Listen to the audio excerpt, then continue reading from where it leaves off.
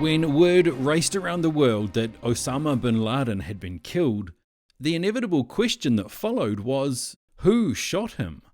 The short answer to that question is Robert O'Neill.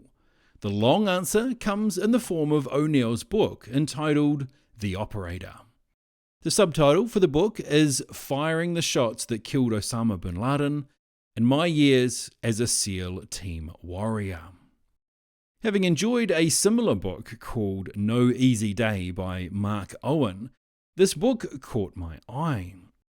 I remember when it first came out that there was some controversy around it. Some people said he was lying, and some people said he was a pariah for breaking the code of silence around SEAL team work. All the more reason to read it and find out what all the fuss was about. Like most books written by SEALs, the first part of the book is taken up with his training and qualification to become a SEAL. If you've read books like this before, there will be nothing new here for you to read. In fact, this part of the book was kind of frustrating for me, not because I've read several versions of SEAL training in the past, but because this part took up around a third of the book.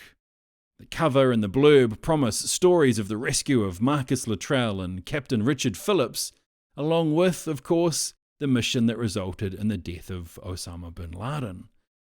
The reality is, though, that those three promised stories only form a small part of the remainder of the book. And when it came to the Luttrell and Phillips events, he wasn't directly involved in either of them. If I recall correctly, O'Neill was climbing a mountain looking for Luttrell when Luttrell was picked up, and was on a different ship to the one involved directly in the rescue of Captain Phillips. I mean, yes, technically he was involved in the rescues, but it's not like he was anywhere near the front and centre of these rescues.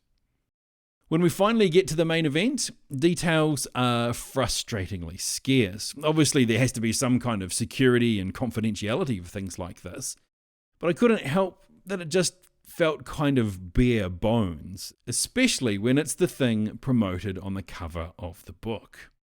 Don't get me wrong though, it was an enjoyable book and I blazed through it in less than a week while on holiday. But it didn't quite deliver on what it promised, and I felt a little bit ripped off by the time I finished it.